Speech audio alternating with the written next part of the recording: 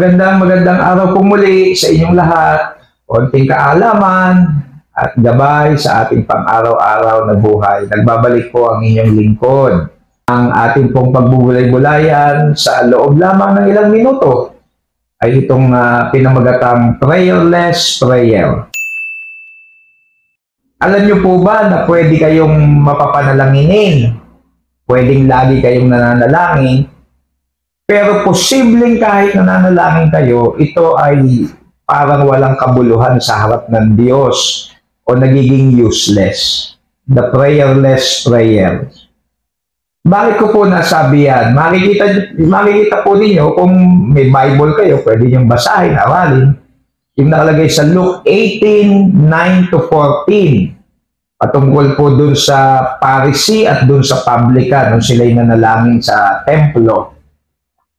Makikita niyo po dyan yung tinatawag na the self-righteous Pharisee and the self-confessed sinners. Kung pagbubulay-bulayan yan, magkaiba yung mga binibitawan nilang mga kataga sa pananalangin.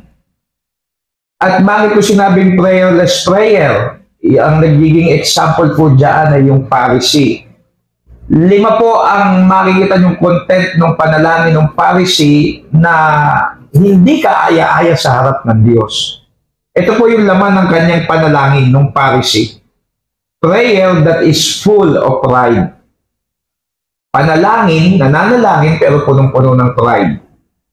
Prayer that contains 5 capital I, puro ako, I. Ay nako, delikado yan kung puro nakasentro sa sarili niya, yung mga panalangin. Prayer that compare himself to others. Kinukumpara niya sarili niya, pati doon sa publican. Prayer that lift up his good works to God. So habang siya nananalangin, pinagmamalaki niya yung kanyang mga nagagawa. Prayer that lift up his good works to God. At saka prayer that focus the praises and glory to himself. Yang binanggit kong 5 na yan, nandoon sa panalangin ng Pharisee. And I'm telling you mga minamahal, hindi po katanggap-tanggap sa Diyos. So pwede ka palang mapapanalanginin, pero baka yung laman ng panalangin mo at yung puso mo at yung binibitawan mong kataga sa pananalangin, lumalabas ay hindi ka aya-aya sa Diyos. Samantalang yung isa, yung publican, dinadago ka ng puso at hindi makatingin sa langit. At dahil sa sobrang makasalanan niya, yun na lang ang binanggit niya.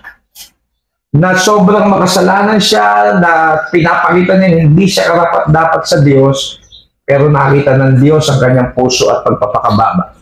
Kaya, i-check natin ang ating mga puso sa pananalangin. I-check natin ang ating motibo. I-check natin ang mga binibitawan nating mga pananalita sa ating pananalangin.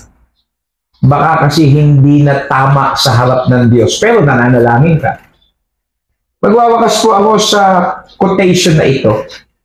In prayer, it is better to have a heart without words than words without a heart. Baka punong-puno ng salita ang panalangin mo, pero walang dating sa puso mo at talagang wala talaga.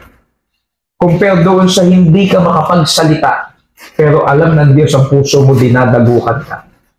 In prayer, it is better to have a heart without words than words without a heart. Kung mananalangin po tayo, iyakin natin yung naka-align sa nais ng Diyos upang kanyang tugunin at magsilbing kalwalhatian para sa kanyang pangalan. So hanggang dito lang po ulit ako. Ito po ang inyong lingkod, ang Pekeng Kano.